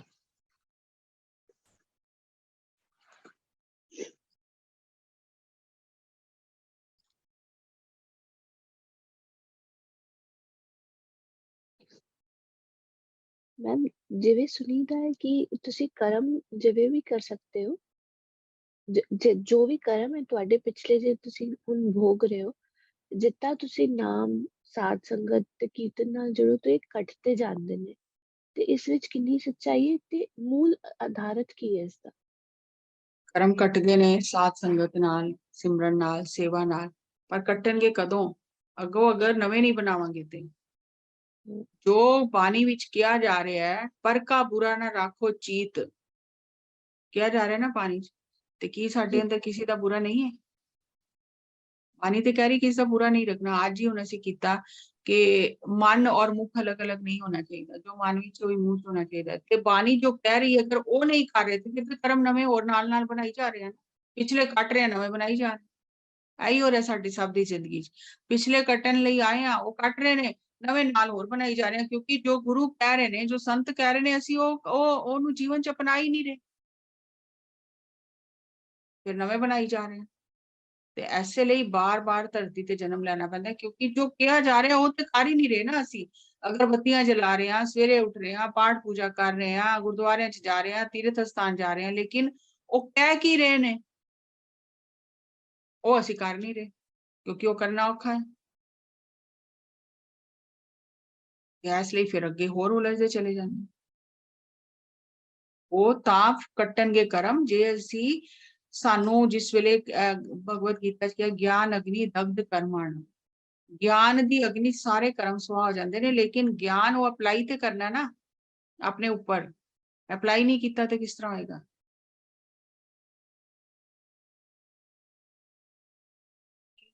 thank you ma'am. Thank you. ਵਧਾਈਏ ਗਗਨਦੀਪ ਮੈਮ, ਅੱਜ ਦੀਵਾਲੀ ਮਨਾਓ ਸਾਰੇ। हाँ जी मैम जी, ਮੈਨੂੰ ਲੱਗਦਾ ਹੋਰ ਕਿਸੇ ਦਾ ਕੋਈ ਪ੍ਰਸ਼ਨ ਨਹੀਂ। ਬਹੁਤ ਬਹੁਤ ਵਧਾਈ ਜੀ ਬੰਦੀ ਛੋੜ ਦਿਵਸ ਦੀ, ਦੀਵਾਲੀ ਦੀ। ਅਸੀਂ ਵੀ ਆਪਣੇ ਮਨ ਦੀ ਕੈਦ ਤੋਂ ਆਜ਼ਾਦ ਹੋਈਏ, ਅਰਦਾਸ ਕਰੀਏ ਕਿ ਸਾਨੂੰ ਕਿਸੇ ਨੇ ਕੈਦ ਨਹੀਂ ਕੀਤਾ, ਅਸੀਂ ਆਪ ਹੀ ਕੈਦ ਹੋਏ ਪਏ ਆਪਣੇ ਮਨ ਦੀ ਜੇਲ੍ਹ ਵਿੱਚ। ਜੀ ਮੈਮ, ਇਹ ਬਿਲਕੁਲ ਐਗਜ਼ੈਕਟਲੀ 100% ਠੀਕ ਆ। ਸਾਨੂੰ ਵੀ ਸੱਚੇ ਪਾਤਸ਼ਾਹ ਸਾਡੀ ਜੇਲ੍ਹ ਚੋਂ ਆਜ਼ਾਦ ਕਰਨ, ਮਾਨਸਿਕ ਜੇਲ੍ਹ ਚੋਂ, ਕਿਉਂਕਿ ਮਾਨਸਿਕ ਜੇਲ੍ਹ ਬਾਹਰ ਦੀ ਜੇਲ੍ਹ ਨਾਲੋਂ ਜ਼ਿਆਦਾ ਖਤਰਨਾਕ ਹੈ। ਹਾਂਜੀ, એનર્ਜੀ ਲੋ ਕਰਦੀ ਬਹੁਤ ਜ਼ਿਆਦਾ ਨਾ ਮਨ ਵੀ ਦੇ ਆਪਣੀ ਮਾਨਸਿਕ ਜੇਲ੍ਹ ਚੋਂ ਆਜ਼ਾਦ ਹੋਈਏ ਔਰ ਆਪਣੀ ਸੁਤੰਤਰਤਾ ਮਨਾਈਏ, ਦੀਵਾਲੀ ਮਨਾਈਏ, ਆਪਣੇ ਅੰਦਰ ਦਾ ਦੀਵਾ ਜਗਾਈਏ। ਸਾਰਿਆਂ ਦਾ ਬਹੁਤ ਬਹੁਤ ਧੰਨਵਾਦ ਜੀ। Thank you, thank you, thank you. Thank you ma'am ਜੀ। ਅੱਜ ਦੀ